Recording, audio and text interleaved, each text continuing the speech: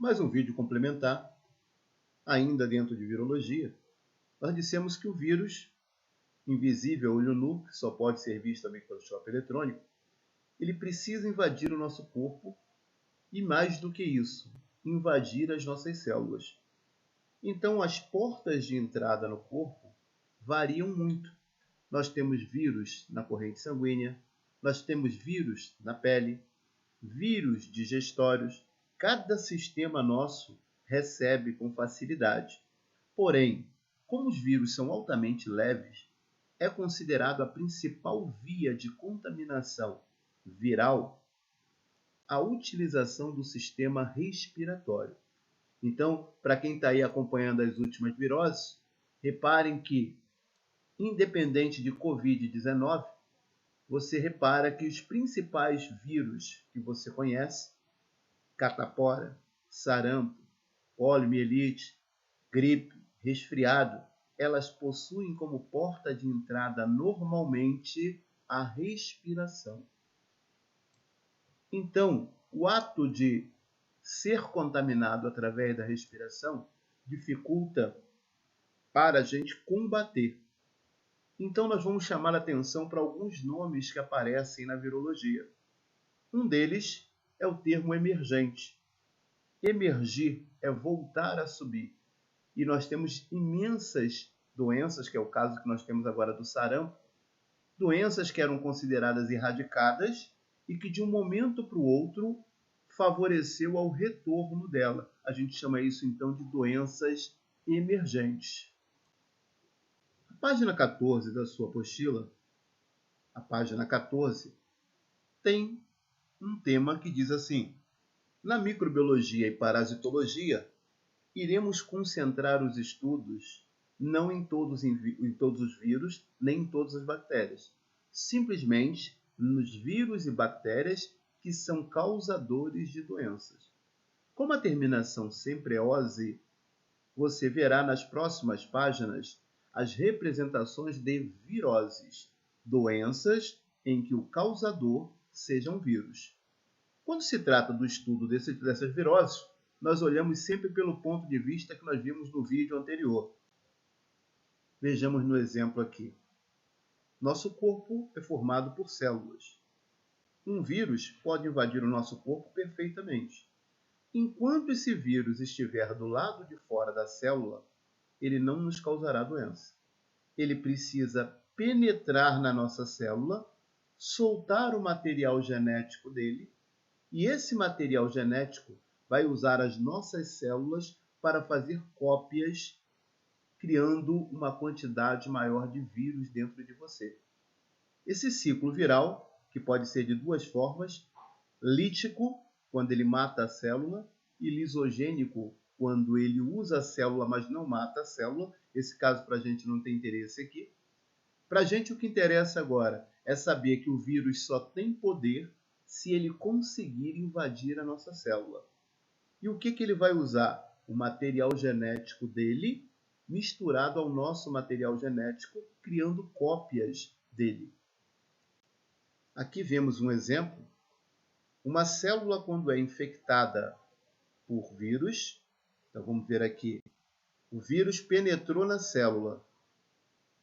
Ele usa o material genético dele e cria cópias desse material. Cada material genético desse vira um novo vírus. Esse vírus agora, que a gente chama de carga viral, ao se multiplicar, obriga a célula a sofrer uma espécie de morte. Quando essa célula morre, ela libera para o ambiente mais vírus e cada vírus desse vai invadir uma nova célula. Ou seja, quanto mais tempo os vírus ficarem dentro de você, maior vai ser a carga viral em você. A gente vai mostrar um exemplo daqui a pouco, em cima desse tipo de assunto. Logo, quando um vírus invade o seu corpo, toma conta das suas células e passa a te causar uma doença, essa doença está sendo causada por vírus. Logo, doença causada por vírus, você passou a chamar isso de virose. Então, a virose para a gente é qualquer doença que a causa seja um vírus. Porém, como a gente sabe que as doenças são classificadas principalmente pelos sinais e sintomas, muitas vezes você passa a ter o vírus e não desenvolver a doença. A gente está ouvindo muito falar disso com Covid. Por quê? Usa-se a palavra assintomática. A pessoa que pegou o vírus, porém não desenvolveu a doença. Esse é um indivíduo chamado de assintomático.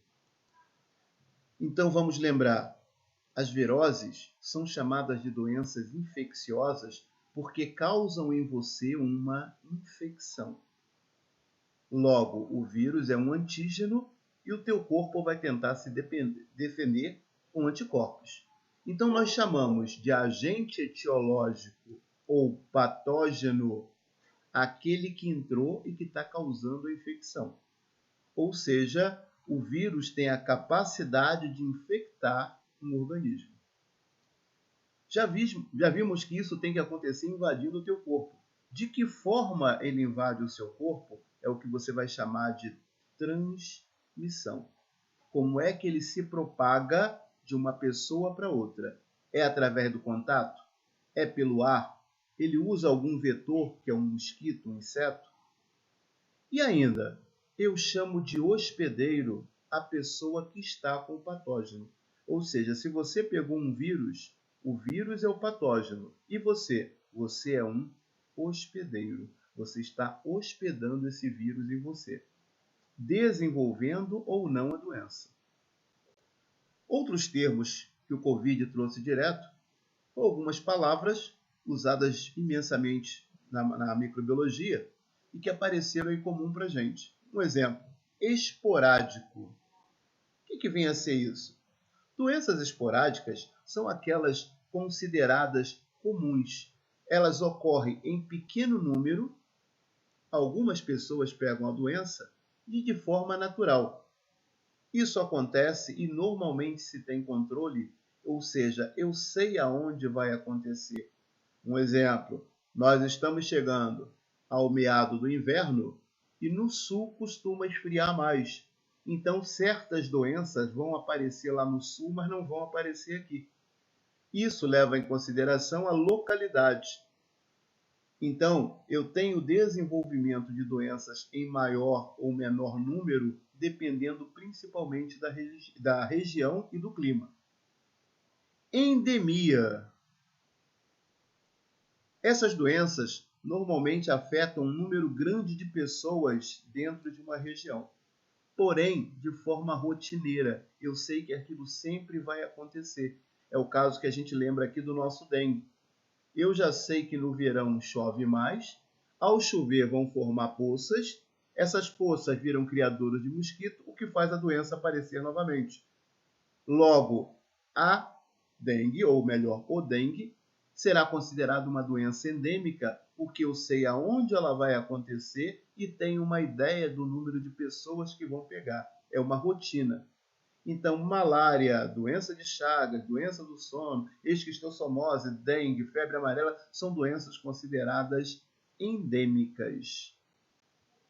Reparem que o termo muda. Endêmica é uma coisa, epidêmica é outra. Então, endemia é diferente de epidemia. As epidemias, elas aparecem do nada, ou seja, não estava comum aquela doença aparecer, e de uma hora para outra ela atinge um número grande de pessoas. A incidência de casos passa a ser grande. E ainda posso ocupar uma área maior do que o comum. Então aqui um exemplo, poliomielite, meningite, cachumba, são doenças que surgem de vez em quando e de forma epidêmica. E quem está acompanhando, a gente está vendo o sarampo reaparecer dessa forma. E olha quem aparece aqui no final para a gente. Quem não se espantou esse ano com essa palavra? O que é uma pandemia? São doenças que do nada se alastram, porém ocupam todo um país, ou continente, ou ainda, como está acontecendo nesse momento, todo o mundo. Isso aconteceu com a gripe espanhola no início do século XX, com a peste negra e a AIDS. E a gente está vendo agora o Covid-19 seguindo o complemento aqui, mais uma doença considerada pandêmica. A sua apostila traz da página 15 à página 19 uma sequência de doenças já bem conhecidas, todas elas causadas por vírus. Então, olhe na sua apostila, tire os dados mais importantes, principalmente a forma de contaminação e se existe ou não vacina para ela. Então você vai falar da catapora, uma doença que atinge principalmente a região epitelial, rubéola, uma doença que está associada a um problema seríssimo, que é uma doença congênita. O que vem a ser isso? São doenças que não podem ocorrer em gestantes, porque toda doença congênita ela pode interferir na formação da criança. E a rubéola está associada à utilização da vacina tríplice, que combate a rubéola, o sarampo e a cachumba. A gripe, como uma das doenças de maior número de pandemias,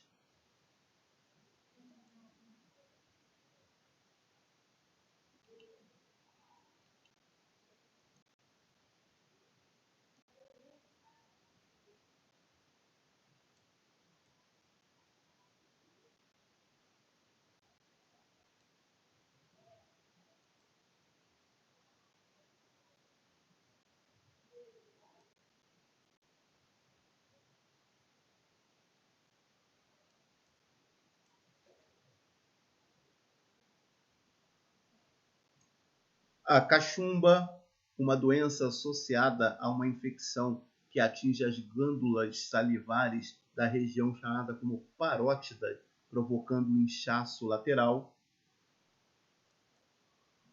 A hidrofobia, uma doença conhecida como zoonose, pois atinge animais e são capazes de ser transferidas para o homem, podendo levar o indivíduo até a morte. O sarampo, doença que, como voltamos a falar, já tinha desaparecido e hoje se torna emergente, reaparecendo e de forma grave. Estamos em período de vacinação. Como o nosso foco, em geral, são as provas, os concursos, fique de olho sempre naquelas doenças que são mais comuns em questões.